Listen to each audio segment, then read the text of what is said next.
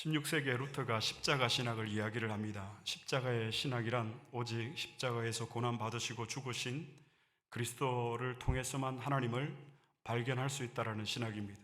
그래서 십자가 신학은 내가 하나님을 찾아가는 것이 아니라 나를 찾아오신 하나님을 내가 믿음으로 받는 것이 여러분 십자가 신학의 핵심입니다. 루터가 태어납니다. 그리고 그는 정상적인 교육을 받습니다. 하지만 대학에 들어가는 루터에게 심각한 고민이 있었습니다. 바로 젊은 시절 루터에게 있는 죄책감 때문에 그는 굉장히 힘들어합니다. 그러던 중 1505년 루터의 가장 친한 친구인 알렉시우스가 벼락에 맞아 죽어 사망하는 일이 일어나게 됩니다. 그 광경을 보고 루터는 죽음에 대한 두려움에 사로잡히게 됩니다. 그리고 즉시 땅바닥에 엎드려서 그는 기도합니다. 하나님, 나를 살려주시면 제가 수도사가 되겠습니다. 그리고 그는 정확히 2주 후에 수도원에 들어갑니다. 수도원에 들어간 루터는 여러분 신학을 열심히 공부하고 자신의 구원에 대한 답을 찾기 위해서 노력합니다. 수도원의 전통적인 규칙들이 있습니다. 수도원 하루 일과는 이렇습니다. 새벽 2시가 되면 이들은 일어나서 각자의 방에서 묵상을 하고 책을 읽습니다. 그리고 아침 6시에 기도회를 하고 정오 12시가 되면 미사를 드리고 난 다음에 첫 식사를 합니다. 그리고 식사를 마치고 오후 3시가 되면 다시 미사를 드리고 저녁 6시가 되면 저녁 식사를 하고 저녁 7시에 다시 기도회를 가지고 저녁 8시가 되면 그들은 잠자리에 듭니다. 이렇게 루터는 하루에 7번씩 기도하고 금욕적인 생활을 하고 경건을 훈련을 하고 그리고 신학 연구에 전력을 다했습니다. 그리고 루터는 자신의 이런 선행과 노력과 공로를 통해서 구원을 이룰 수 있다라고 그는 믿었습니다. 그러나 여러분 루터는 나중에 이렇게 이야기합니다. 이 모든 것을 내가 했음에도 불구하고 내 양심은 결코 만족하지 못했다라고 이야기를 했습니다.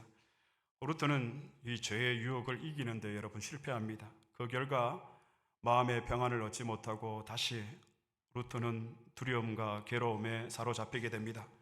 결국 루터는 하나님의 사랑과 자비를 믿을 수 없었고 자신에게 하나님은 점점 더 무서운 분으로 다가왔습니다. 그러다가 루터는 1515년 로마서 1장의 말씀을 읽다가 죄인들을 의롭게 여기시는 하나님의 사랑을 새롭게 발견하게 됩니다. 당시 루터가 읽었던 말씀이 로마서 1장 17절 말씀입니다. 다 함께 봉독하시겠습니다. 복음에는 하나님의 의가 나타나서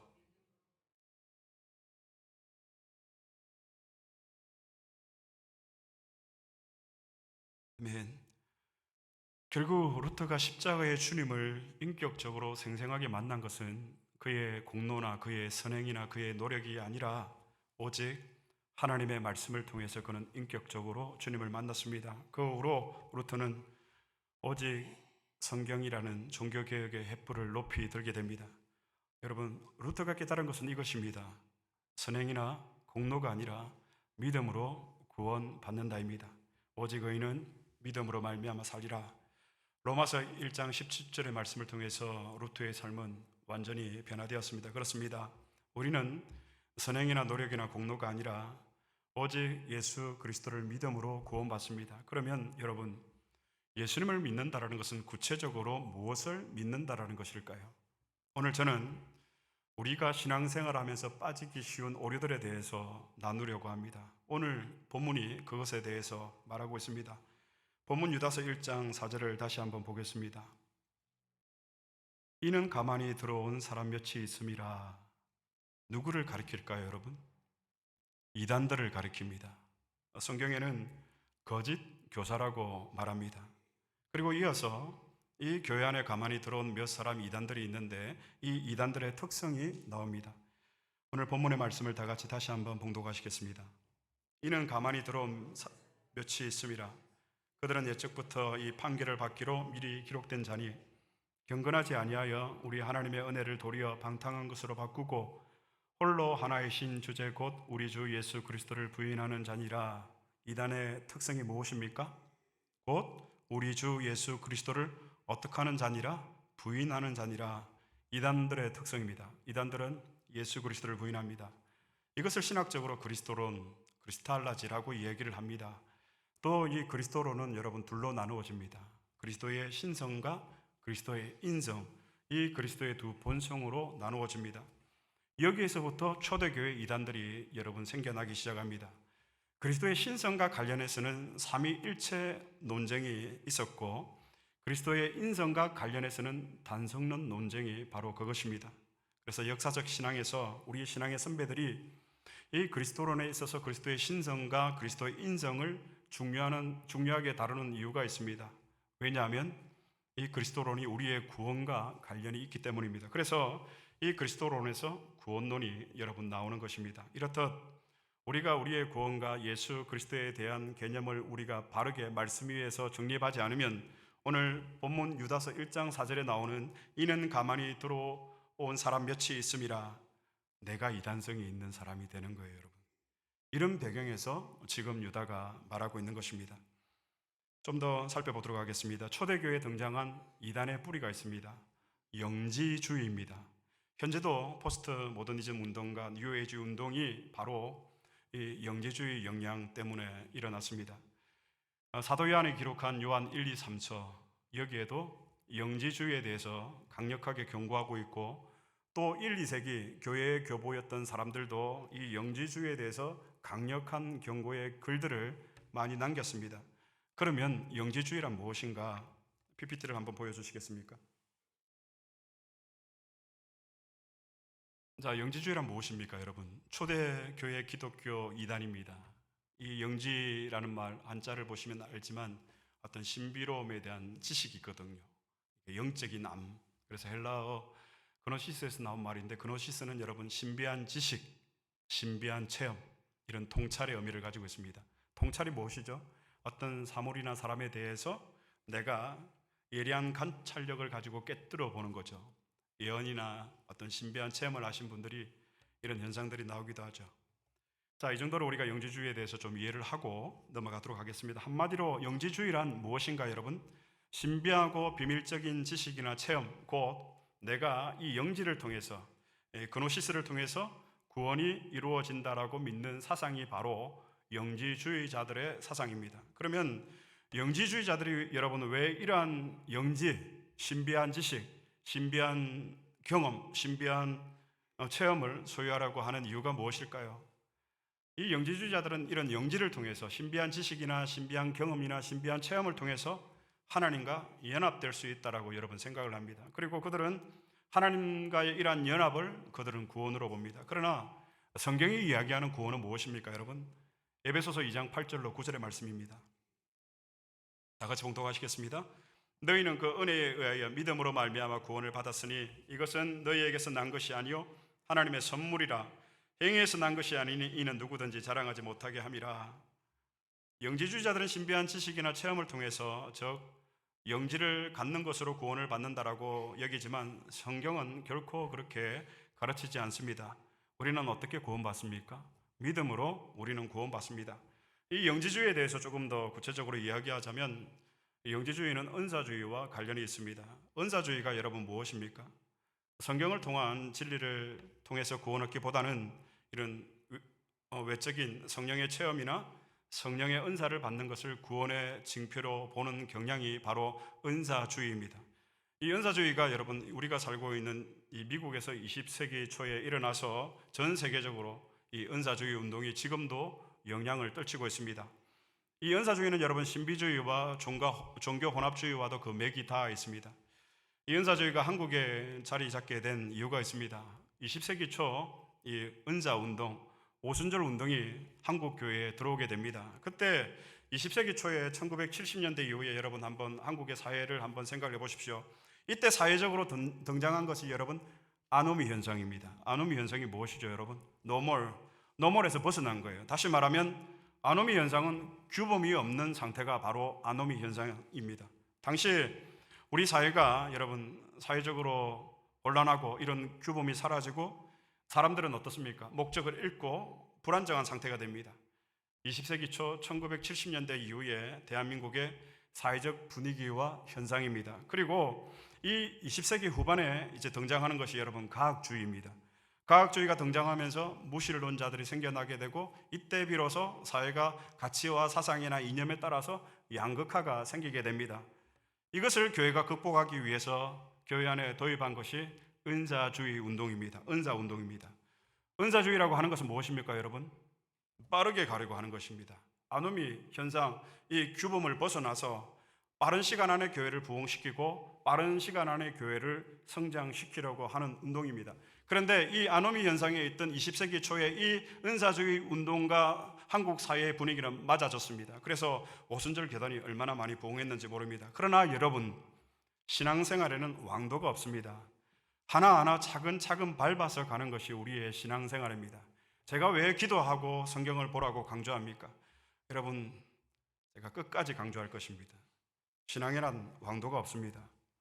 이 은사주의와 오순절 운동의 시작은 바로 영지주의에서 비롯된 것입니다. 자, 그러면 영지주의의 특성이 있습니다. 첫째는 금욕주의입니다. 금욕이 무엇이죠, 여러분? 정신은 선하고 육체는 악하다. 그래서 금욕주의는 육체의 욕구를 절제하는 거예요. 수도원에 들어가는 거예요. 기도원에 들어가는 거예요. 그래서 이 영지주의자들은 대부분 금욕주의자들인데 이들은 엘리트 그 의식으로 가득 차 있습니다. 왜냐하면 자신들은 영지를 가졌다라고 생각을 하기 때문에, 신비한 지식과 체험을 이 영지를 가졌다고 스스로 생각을 하기 때문에 그들은 이 엘리트 의식, 특권 의식을 가지고 있습니다. 그래서 영지주의자들을 가만히 살펴보면 엘리트 의식에 빠져 있습니다. 이 엘리트 의식을 영지주의자들이 계속 가지기 위해서 어떻게 해야 될까요? 신비한 지식이나 경험이 계속 필요한 거예요. 그래서 무엇이 나온 것이죠? 금욕이 나온 것이에요. 더 열심히 기도하고, 더 열심히 봉사하고, 더 열심히 금식하고, 그렇게 노력하고, 그렇게 금욕하면 이들은 그 다음 단계는 자신이 정결해진다라고 이야기를 합니다. 그리고 자신이 그렇게 깨끗해지고 정결하게 되어진 그 다음 단계는 하나님과의 연합이 일어난다라고 그들은 생각을 합니다.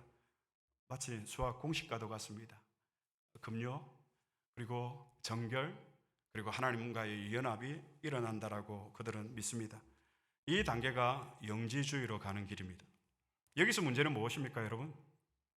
신앙의 주체가 하나님이 아닌 내가 신앙의 주체가 되고 신앙의 중심이 된다는 것이 가장 큰 오류입니다. 두 번째 영지주의 특성은 여러분, 카리스마입니다. 10년 전 모교의 근사님으로부터 연락이 왔습니다. 목사님, 자신의 딸에 대해서 의논할 것이 있다고 좀 만나 주셨으면 좋겠다고. 그래서 만났습니다. 그 근사님 당시 딸이 20대 대학생이었습니다. 부산에 있는 제일 좋은 대학을 다니고 있었는데 공부도 잘하고 간호학을 전공하고 있는 딸이었습니다. 그런데 딸이 대학에 들어가서 선교단체에 가입을 했대요. 그리고 선교단체에 가입한 후에 이해할 수 없는 이상한 행동들을 한다는 것입니다. 거짓말하고, 전혀 그런 아이가 아니었는데 밤에 몰래 집에 나가서 필리핀 선교 다녀오고. 그래서 제가 직접 그 아이를 만났습니다. 왜 그렇게 했니? 그렇게 물으니까 이 아이의 대답이 이랬습니다. 하나님이 그렇게 하라고 말씀하셨어요. 어이가 없어서 거짓말하고 부모 속이는 것을 하나님이 말씀하셨냐고 되물었습니다. 나중에 제가 한 사실이지만 이 아이의 배후에는 선교단체의 사역자가 있었습니다. 그래서 제가 그 선교단체에 직접 전화를 했습니다. 이 아이를 더 이상 붙잡아서 이용하지 말고 부모님 만나서 정확하게 해명하고 사과하지 않으면 교단에 탄원하겠다라고 제가 이야기를 했습니다. 그 위에 이 아이는 정상적인 가정생활과 신앙생활을 하게 되었습니다. 이 아이에게는 선교단체의 그 사역자의 말이 곧 하나님의 말씀이었습니다. 영지주의자들이 가진 카리스마입니다. 사람들을 매료시키고 영향을 끼치는 것입니다. 특히 저를 비롯한 예배 인도자들이 사람들을 은혜 받도록 준비시킨대요. 이 사람들로 하여금 은혜 받도록 내가 준비시킨다는 것도 마찬가지입니다. 다른 사람들이 은혜 받도록 내가 돕는다라고 착각을 합니다. 그래서 어떻습니까? 더 간절하게, 더 경건하게, 더 열정적으로 예배를, 찬양을 인도를 합니다. 금욕주의, 엘리트주의, 카리스마, 영지주의 성향을 가지고 있습니다. 자, 그러면 영지주의에서 말하고 있는 구원은 무엇입니까? 바로 이것입니다. 영혼의 상승이라고 그들은 이야기를 합니다. 영혼에 대한 충만함이라고도 이야기를 합니다.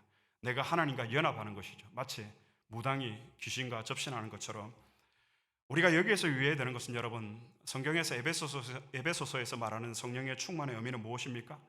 영지주의자들이 말하는 이 충만과는 전혀 다릅니다. 여러분, 우리가 성령 충만하면 영적으로 정말 상승합니까? 우리가 성령 충만하면 다른 사람보다 내가 더 높아집니까? 영지가 밝아집니까? 사람들을 꿰뚫어 봅니까? 이게 성령 충만이 아닙니다, 여러분. 성령 충만이 무엇입니까, 여러분? 말씀으로 충만한 것이 무엇입니까, 여러분? 내가 변화되어서 성령을 따라서, 말씀을 따라서 내 삶 속에서 하나님에 대한 거룩한 고백으로 그런 삶을 살아가는 것이 성령 충만이지, 어떻게 특권 의식을 가지고 엘리트 의식에 사로잡혀서 카리스마를 조장하는 것이 어떻게 성령 충만일 수가 있겠습니까? 결코 아닙니다.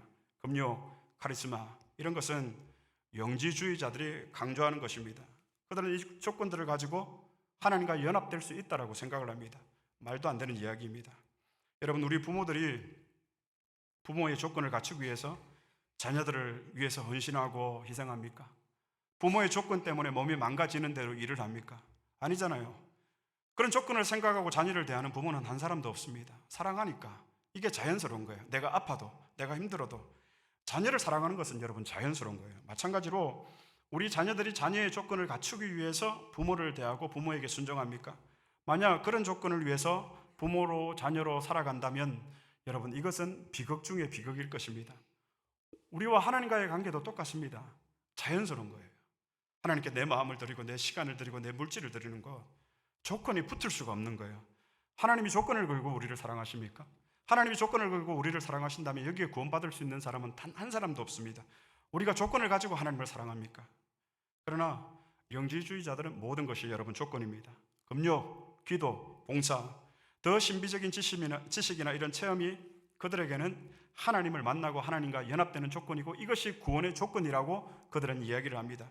그래서 그들은 그런 은사를 강조를 하게 되는 것이죠. 그런데 이렇게 되면 여러분, 무엇이 문제죠? 예수 그리스도의 구속의 사역이 우리에게 아무런 필요가 없어집니다. 우리의 구원과 은혜의 시작이 하나님이 아니라 나에게서 비롯되기 때문에 예수 그리스도의 십자가의 사역은 필요가 없는 거예요. 그래서 내가 금욕과 기도와 봉사와 이런 조건만 충족시키면 언제든 내가 하나님과 연합될 수 있는 일입니다. 우리가 기억하기 싫지만 1995년에 한국의 삼풍백화점 붕괴 사고가 있었습니다. 이 사고로 500명의 사상자가 발생을 하고 900명의 부상자가 생깁니다. 그 원인은 부실 공사였습니다. 그런데 1995년 이 삼풍백화점이 붕괴하기 전 1년 전에 한강에 위치한 성수대교가 붕괴하게 됩니다. 이 사고로 또 32명의 사상자가 발생을 합니다. 이 성수대교 붕괴 사고 역시 원인이 여러분 부실 공사가 원인이었다고 합니다. 그리고 30년이 지났습니다. 그런데 얼마 전 방송에서 지금까지 공공 아파트에서 철근 빼먹기가 서행하고 있다는 뉴스를 보았습니다. 한국토지주택공사 공기업이었죠. 여기서 발주한 15개 아파트 단지에서 여러분 자행된 부실 공사, 이 설계부터 제대로 된 것이 하나도 없었다고 합니다. 대충 빨리 짓고 싸게 지어보려는 탐욕에 빠져서 국민의 생명과 안전은 안중에도 없었던 결과입니다. 900년 전에 중국 송나라의 관리가 사절로 고려를 방문하고 돌아가서 송나라의 견문록에 이런 내용을 기록을 했다고 합니다. 고려의 공사는 사흘이면 부실 공사 사실을 알게 된다. 여러분, 한국이 세계 4대 건설 강국이라고 뽐내던 우리 조국 대한민국이 30년이 지나도록 삼풍백화점과 성수대교의 악습에서 벗어나고 있지 못하다라는 이 사실이 여러분 그저 부끄러울 따름입니다. 이 기사를 보면서 저는 한번 생각해 보았습니다. 우리 교회가 여러분 올해로 창립 31주년이 되었습니다. 그런데 우리 교회의 신앙의 부실 공사는 없는지 오늘 우리가 이것을 조금 생각을 해 보았으면 합니다. 마태복음 16장 16절 말씀, 마태복음 16장 16절 말씀 다 같이 봉독하시겠습니다. 시몬 베드로가 대답하여 이르되 주는 그리스도시요 살아계신 하나님의 아들이시니이다. 그리고 16장 18절 말씀 다 같이 봉독하시겠습니다. 또 내가 내게 이르노니 엄부의 근세가 이기지 못하리라. 16장 18절 말씀에 나오는 이 엄부는 지역으로도 번역이 됩니다. 엄부의 근세가 이기지 못하리라. 어디를요? 교회를. 세상의 그 어떤 근세도 교회를 이길 수 없다라는 말씀입니다. 그런데 이 교회의 기초가 무엇입니까, 여러분? 주는 그리스도시요 살아계신 하나님의 아들이시니이다. 그리스도의 두 본성에 대한 고백, 이 고백 위에 교회가 세워져야 한다는 것입니다. 참 인간이시면서 동시에 참 하나님이신 우리의 유일한 중보자가 되신 예수 그리스도, 이 고백 위에, 이 반석 위에 우리 안디옥 교회가 세워져야 한다는 것입니다. 그러므로 우리 교회는 여러분 예수 그리스도와 연합한 자들이 모이는 곳이 되어야 합니다. 그렇다면 우리의 구원자이시며 하나님의 본체이신 예수님을 우리가 한마디로 정의한다면 무엇이라고 정의할 수가 있겠습니까? 성경 한번 찾아보겠습니다. 요한복음 1장 14절 말씀입니다. 다 같이 봉독하시겠습니다.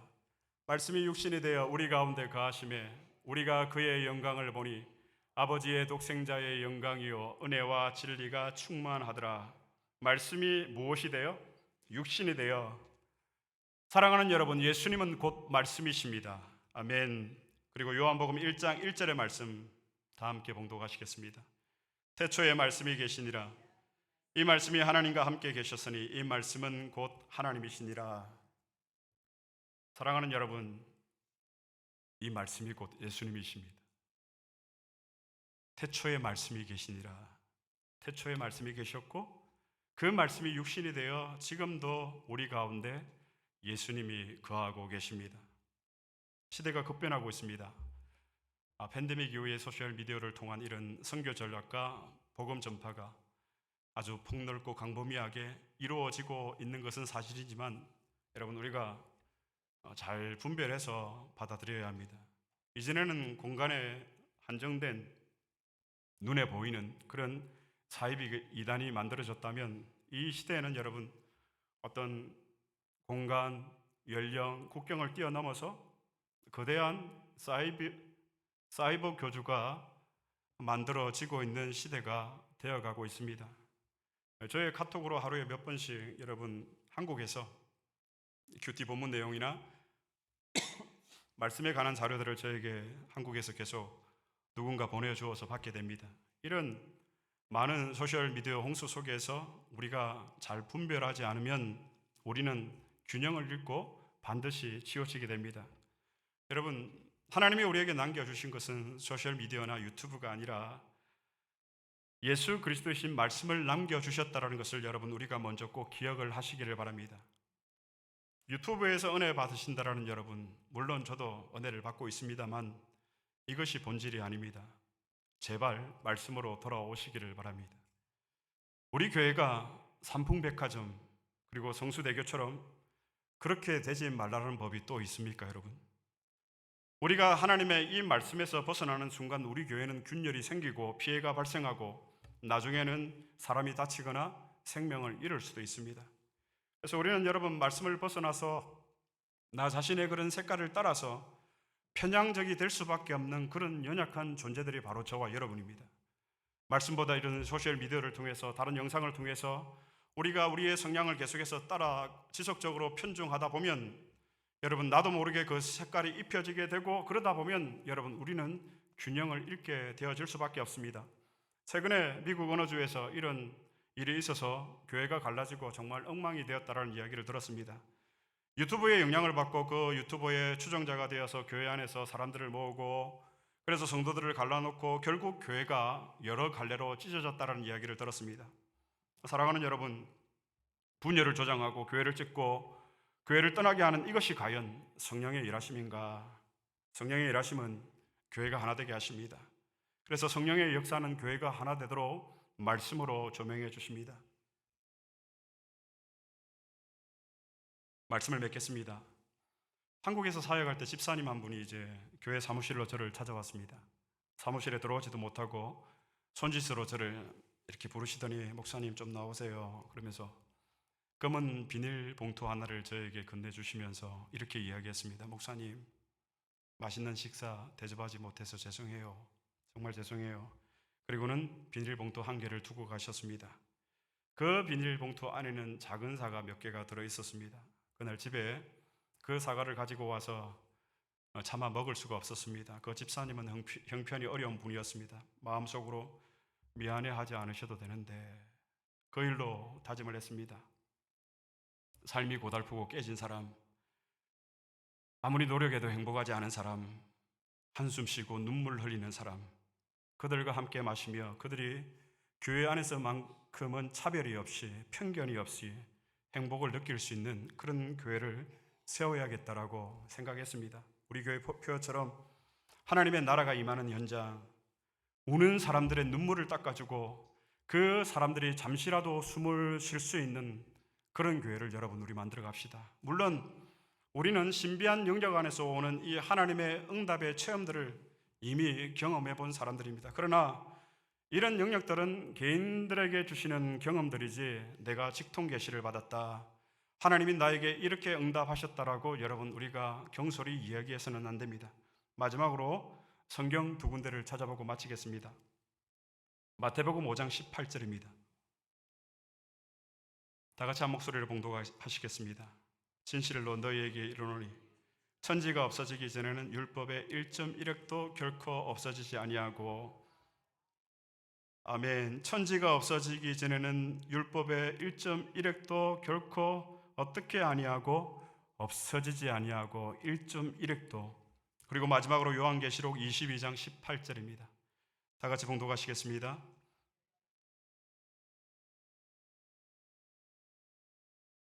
만일 누구든지 이것들 외에 더하면 하나님이 이 두루마리에 기록된 재앙들을 그에게 더하실 것이요.